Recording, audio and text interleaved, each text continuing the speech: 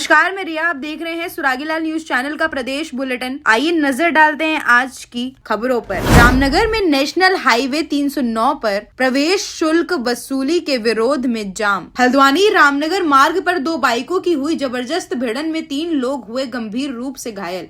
भाजपा महिला मोर्चा की सदस्यों ने किया महिला सम्मेलन का आयोजन। रुद्रपुर नगर निगम की तृतीय बोर्ड बैठक नगर निगम सभागार में संपन्न हुई। विधायक तिलक राज बेहड़ गांधी पार्क में 24 घंटे के उपवास पर बैठे। रामनगर में इंडेन गैस गोदाम के सामने कबाड़ के गोदाम में भीषण आग। अनाज मंडी में आढ़तियों को अब तक दुकानें आवंटित न किए जाने और निर्माण कार्य में भ्रष्टाचार का आरोप। खत्तेवासियों ने किया प्रदर्शन। अब खबरें विस्तार से। सल्ट क्षेत्र के पूर्व जिला पंचायत सदस्य नारायण सिंह रावत और उनके समर्थकों ने आज रामनगर के आम डंडा के पास नेशनल हाईवे 309 पर अचानक रोड जाम कर दिया। जाम के कारण दोनों ओर वाहनों की लंबी कतारें लग गईं और कुछ समय के लिए यातायात पूरी तरह बाधित हो गया। मौके पर पहुंची पुलिस और नगर पालिका के अधिशासी अधिकारी आलोक उनियाल ने प्रदर्शनकारियों से बातचीत की, जिसके बाद जाम खुलवाया गया। मौके पर पुलिस बल तैनात कर दिया गया है। संवाददाता राजीव अग्रवाल की रिपोर्ट। देखिए, जो पूरा मामला है ये नगर पालिका रामनगर द्वारा जो अभी नया टेंडर हुआ है, इस टेंडर में जिस ठेकेदार को टेंडर दिया गया है उस ठेकेदार की जो पूरी गुंडागर्दी और अवैध वसूली का जो चल रहा है, ये काफ़ी एक तारीख से लोगों की शिकायत है।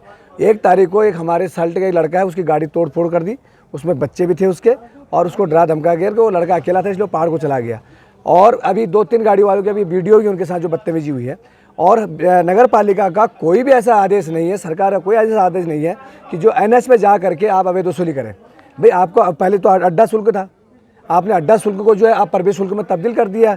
गाड़ी अगर यहाँ से रामनगर से काशीपुर पीरमदारा जा रही है, पीरमदारा से वापस जा रही है, एक चुंगी आपका वो आमडंडा में देगा और वहाँ से वापस आएगा तो एक चुंगी वहाँ से वो वापस देगा। तो एक दिन में 200 रुपये लिए जा रहे हैं एक गाड़ी वाले से, और डंपर वाले से 300 रुपये, बस वाले से 500 रुपये, और जितने भी बाहर की गाड़ियाँ आ रही हैं उनके साथ भी, यहाँ तक कि उनके साथ भी लूटपाट हो रही है। अभी यहाँ पे कोई लोग बता रहे थे कि हरियाणा से कोई पर्यटक यहाँ आया था और उसके साथ इस तरीके से अमान्य व्यवहार हुआ, तो उन्होंने साफ कहा कि अगली बार से हम आपके यहाँ पर्यटक नहीं लेके आएंगे। तो इस तरीके की जो रामनगर की पालिका का मनमानी तरीके से अवैध वसूली का कार्यक्रम चल रहा है। और पूरी रामनगर में जो अभी वहाँ पर अधिशासी अभियंता जो आपके नगर पालिका में बैठे हैं, आलोक जी, वो पहले नैनीताल में भ्रष्टाचार में संलिप्त हैं, लेकिन इतना बड़ा दुर्भाग्य है कि उनको रामनगर की नगर पालिका सौंप दी गई है और वो नगर पालिका को अपने तरीके से पूरी तरीके से भ्रष्टाचार की तरीके से उसको चलाना चाह रहे हैं। अभी उनके द्वारा पहले हमारे जो चक्का जाम लगाया गया, तो पहले हमको कहा कि आप नगर पालिका में आइए। नगर पालिका में उनके द्वारा जो है 4-5 अपने लोगों को बुलाया गया, जो 4-5 मेंबर उनके पक्ष के थे, उनको बुलाया गया। और जब हम वहाँ गए तो उनके द्वारा हमारे साथ हत्थापाई के लिए पूरी तैयारी से एक माहौल बना दिया गया। तो इस तरीके से जो पूरी लूट है, इसके खिलाफ अभी हम SDM साहब के यहाँ आए। अभी SDM साहब कह रहे हैं कि हम इसमें आप एप्लीकेशन दीजिए और हम इस पर कार्रवाई करते हैं। इसमें कुछ जो लीगल फॉल्स हैं वो इसमें ये तरीके के जो है कि उसमें पूरी तरीके से गलत है और हम इसको निरस्त करने का पूरा प्रयास करेंगे। ये हमारी अभी वार्ता है। अभी वो नगर पालिका के लोगों को बुला रहे हैं, हम लोग भी इस मीटिंग में रहेंगे और यदि तत्काल इस पर नहीं होगा तो इसके लिए पूरे तरीके का एक बड़ा आंदोलन छेड़ा जाएगा। उनके द्वारा आमडंडा के समीप स्थान पर जो है जाम को लगाया गया था, जिसमें ईओ नगर पालिका को वहाँ भेजा गया था। उनके द्वारा फिलहाल जाम को खुलवा भी दिया गया है, उनसे वार्ता भी की गई है। जो मुख्यतः जो तथ्य समझ में ये आए हैं कि नगर पालिका के द्वारा जो टैक्स लगाया जा रहा है, जो बाहरी वाहन वहां पर से आ रहे हैं, टैक्सी वाहन है, जो आपके बाहर मालवाहक वाहन है, उन पर एक शुल्क लिया जा रहा है। उस शुल्क को लेकर स्थितियां खराब हो रही है।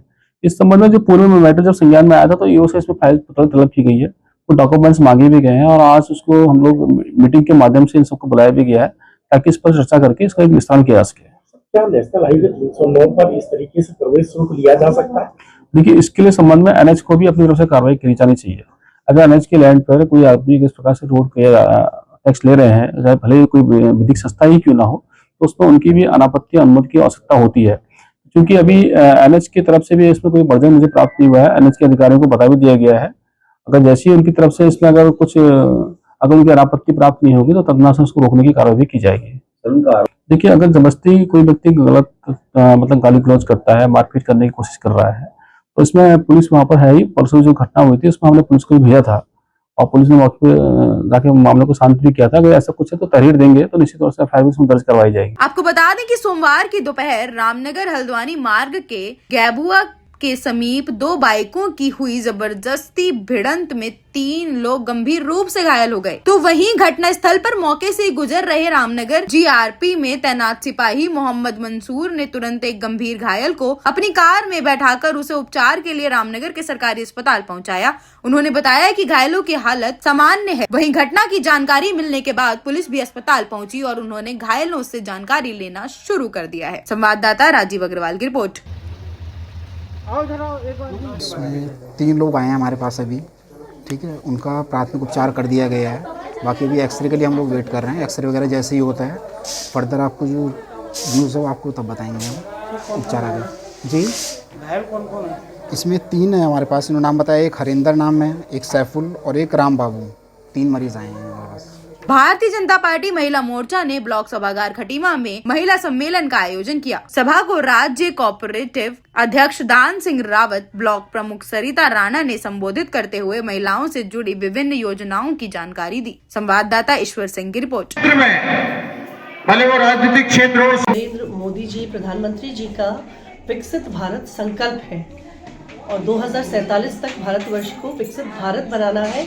उसी के अंतर्गत आत्मनिर्भर भारत को लेकर स्वदेशी को प्रोत्साहित करने के लिए पूरे देश भर में ये कार्यक्रम आयोजित हो रहे हैं और उसी को लेकर महिला मोर्चे का ये स्वदेशी को किस प्रकार से प्रोत्साहित करना है उसको लेकर ये कार्यक्रम यहाँ पर आयोजित किया गया है। उसमें हमारी विभिन्न समूह की महिलाएं यहाँ पर आई हुई हैं और निरंतर जब से ये कार्यक्रम आयोजन हुआ है माननीय मोदी जी ने इसके लिए बजट भी निर्धारित किया है। पूरे देश का बजट 20 लाख करोड़ इसमें निर्धारित किया है इसको लेकर। और इसी में हम अगर भारतवर्ष की बात करें तो आज दुग्ध उत्पादन में भारतवर्ष प्रथम नंबर पर है पूरे विश्व में। और यदि हम मत्स्य पालन की बात करें तो मत्स्य पालन में भी हम आज दूसरे नंबर पे हैं। और इसी प्रकार से मौन पालन में भी हम वृद्धि कर रहे हैं और निर्यात हमारा 3 गुना बढ़ गया है। और स्वदेशी को प्रोत्साहित करने के लिए छोटे छोटे समूहों को, छोटे छोटे हमारे जो स्टार्टअप्स हैं उनके लिए हमने लोन की व्यवस्था भी की है। माननीय प्रधानमंत्री मोदी जी द्वारा लोन की व्यवस्था की है, ऋण मुक्त लोन, ताकि वो अपने उत्पादों का उत्पादन कर सकें, क्वालिटी मेंटेन कर सकें और विश्व पटल पर उनके उत्पाद भी उपलब्ध हो सकें। इसी को लेकर ये कार्यक्रम का यहाँ पर आयोजन किया गया है। आपका नाम और पद? भावना मेहरा, प्रदेश महामंत्री भाजपा महिला मोर्चा।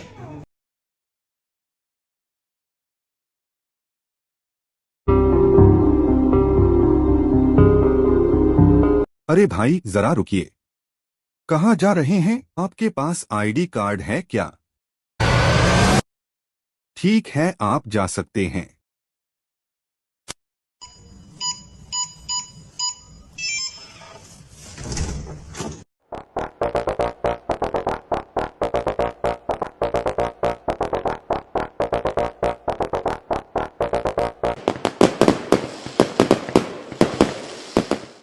यूनिको पेश करता है प्रीमियम पाइप्स और फिटिंग्स। यूनिको में है दम, यूनिको नहीं किसी से कम।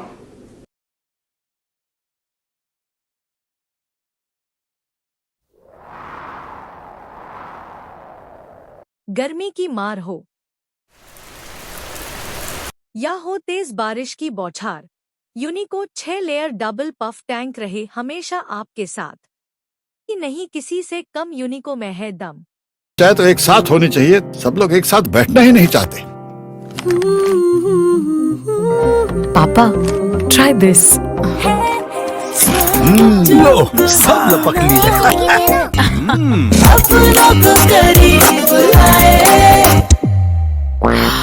ये क्या हाल कर दिया है रूम का? बस कल से चाय मेरे रूम में।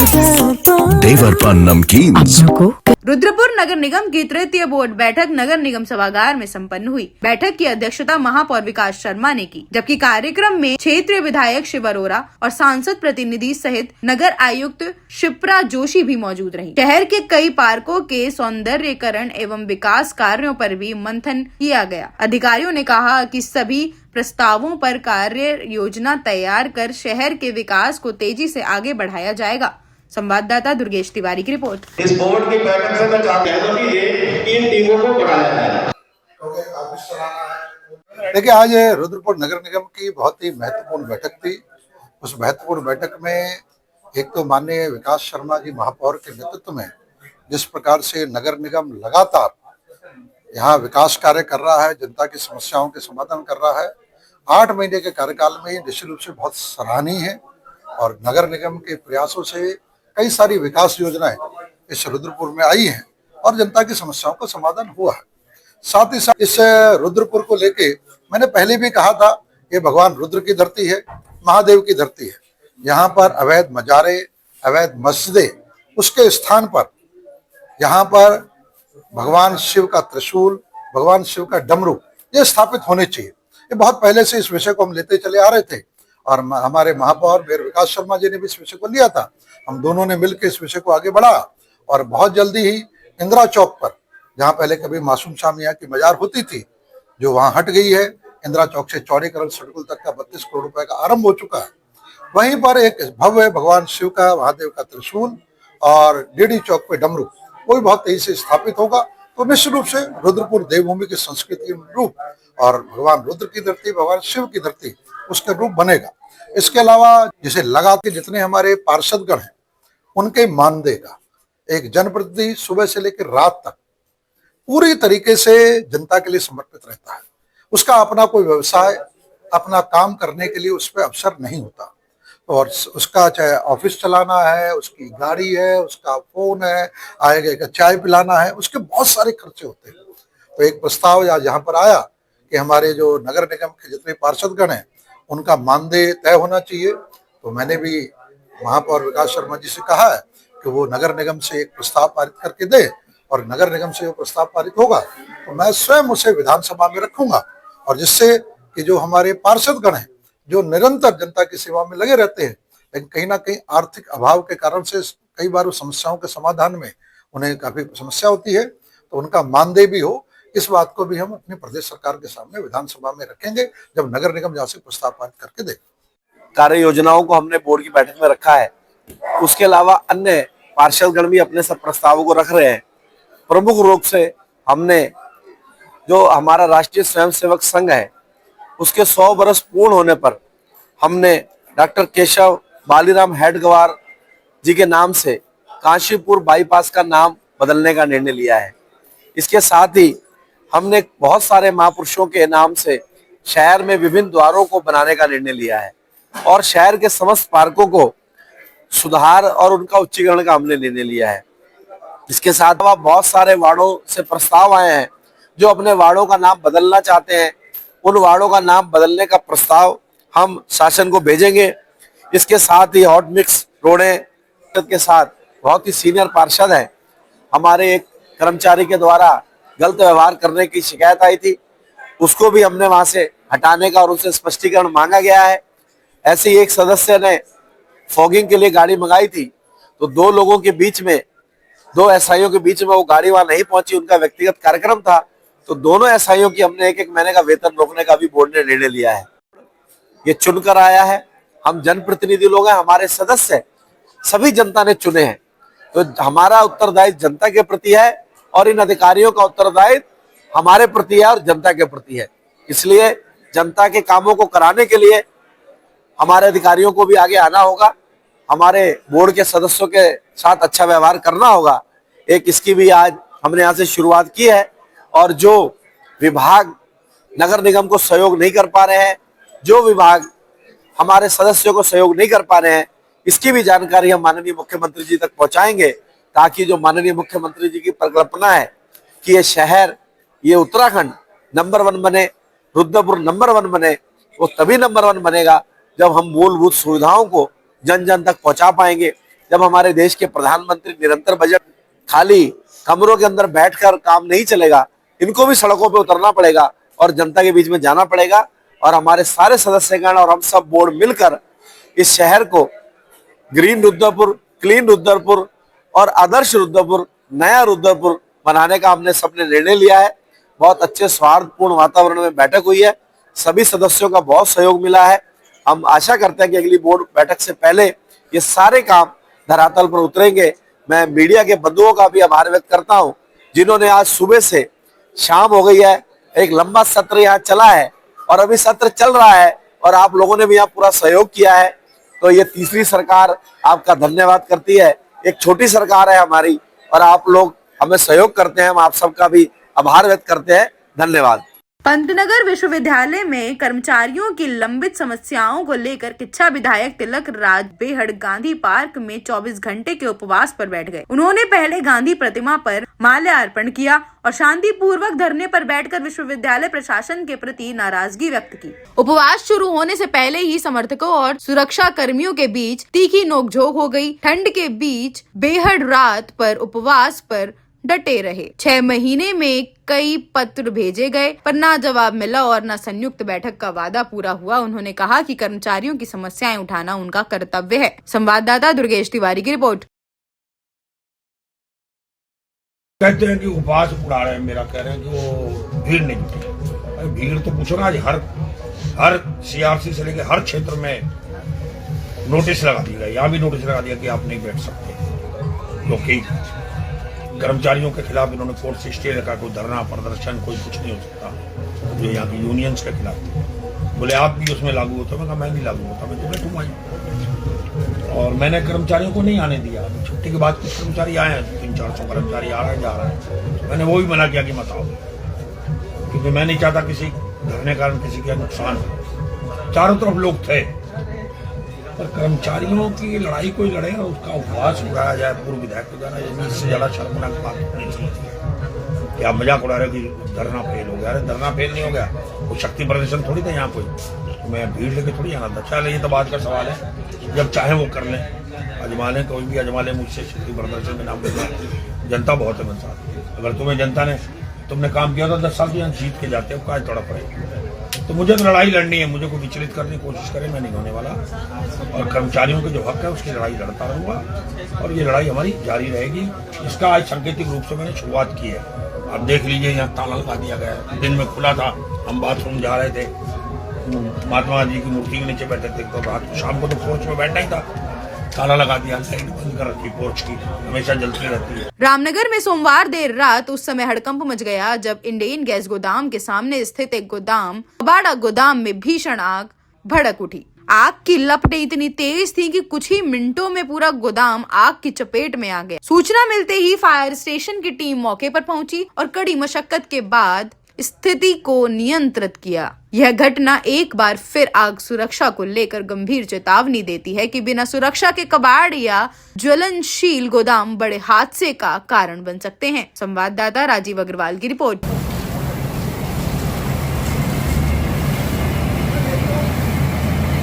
लगभग 2:59 पर कबाड़े वाला जो मेन आदमी है वही मोटरसाइकिल से आया। उसने बताया कि आग लगी है, तो जाकर देखा हमने तो आग भयंकर थी। 2 गाड़ी हमारी बजा रही थी, तीसरी गाड़ी फिर काशीपुर से बुलानी पड़ी और उसमें लगभग 5-6 लाख का लगभग नुकसान हुआ है। नहीं, आग लगने का उसमें अभी क्लियर नहीं हुआ। वो कह रहे हैं कि किसी ने खिड़की जो ऊपर रोशनदान होता है, शायद किसी ने उससे कुछ वो डाला है उसमें। अभी तो चल रही है, अभी देखा जा रहा है उसमें कि क्या स्थिति है, कैसे लगी है। जैसे क्लियर होगा वैसे फिर उसकी आगे की वो कार्रवाई होगी। रुद्रपुर के रामपुर रोड पर नवनिर्मित अनाज मंडी में आढ़तियों को अब तक दुकानें आवंटित न किए जाने और निर्माण कार्य में भ्रष्टाचार का आरोप लगाते हुए पूर्व विधायक राजकुमार ठुकराल ने प्रशासन के खिलाफ मोर्चा खोल दिया है। ठुकराल ने प्रतिनिधि मंडल के साथ डीएम से मिले और मंडी की जर्जर स्थिति तथा अनियमितताओं को लेकर ज्ञापन सौंपा। उन्होंने मांग की सभी गल्ला व्यवसायियों और आढ़तियों को बिना किसी सुविधा शुल्क के पूर्ण पारदर्शिता के साथ दुकानों का आवंटन किया जाए। संवाददाता दुर्गेश तिवारी की रिपोर्ट। जल्दी से बोलो ना फटाफट। 4 साल हो गए मंडी बने हुए, लेकिन अभी तक दुकानों का आवंटन आढ़तियों को नहीं किया गया, जो कि बहुत दुर्भाग्यपूर्ण है। कौन मांग रहा है ये सुविधा शुल्क? हमारे कानों तक इतनी मर्म स्पर्शी आवाज पहुंचती है। ये किस प्रकार का नाटक चल रहा है? जो आढ़ती अगर 20 ट्राली अनाज रुद्रपुर की मंडी में आ जाए, वर्तमान जो बाजार के अंदर मंडी है, तो पूरी मंडी जाम हो जाती है। उस जाम से निजात दिलाने के लिए उत्तराखंड, उत्तर प्रदेश की सारे किसानों की फसल उपज लेने के लिए एक बहुत बड़ी मंडी बनकर तैयार है। मेरी समझ में नहीं आ रहा कि 4 साल से ये मंडी की दुकानों का आवंटन क्यों नहीं हो पा रहा, जिससे उसका आवंटन होने के बाद वो पूरा क्षेत्र लहलहाएगा। बड़ी मुश्किल से भूमि का हस्तांतरण एएनजा स्कूल की भूमि का हस्तांतरण गवर्नमेंट लेवल पर हम लोगों ने करवाया, बड़ी मुश्किल से मंडी बनवाई। उस कालखंड की प्रबंध निदेशक निधि यादव जी ने हमको विधिवत रूप से बुलाया था, उसका भूमि पूजन किया, शिलान्यास किया, मंडी बनकर तैयार हो गई है। आज मंडी फिर से जीर्ण अवस्था में जा रही है, घास फूस उगाई है, जंगल राज हो गया, वहां पर नशेड़ियों का अड्डा हो गया है। लेकिन बहुत दुर्भाग्यपूर्ण, मंडी परिषद और मंडी समिति के अधिकारियों के कानों पर कोई जू नहीं रेंग रही। आक्रमणता, आलस्यपन निरंतर उत्तराखंड के खजाने पर डाका मार रहा है। जब उत्तराखंड और उत्तर प्रदेश की उपज वहां पर आएगी तो भारी मात्रा में टैक्सेस मिलेंगे और वहां दुकानों का भारी मात्रा में किराया मिलेगा, अन्य कारों का भी लाभ होगा, जिससे उत्तराखंड का रेवेन्यू बढ़ेगा।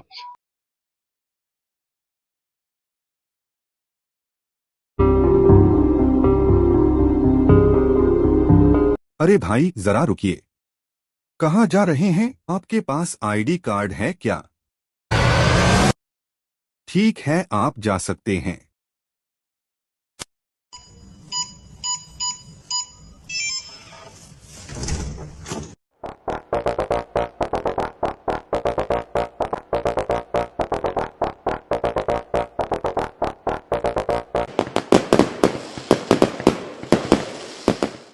यूनिको पेश करता है प्रीमियम पाइप्स और फिटिंग्स।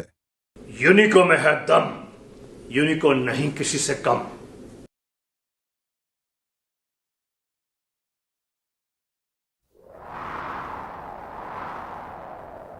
गर्मी की मार हो या हो तेज बारिश की बौछार, यूनिको 6 लेयर डबल पफ टैंक रहे हमेशा आपके साथ। कि नहीं किसी से कम, यूनिको में है दम। चाहे तो एक साथ होनी चाहिए, सब लोग एक साथ बैठना ही नहीं चाहते। पापा ट्राई दिस। लो सब लपक लिए।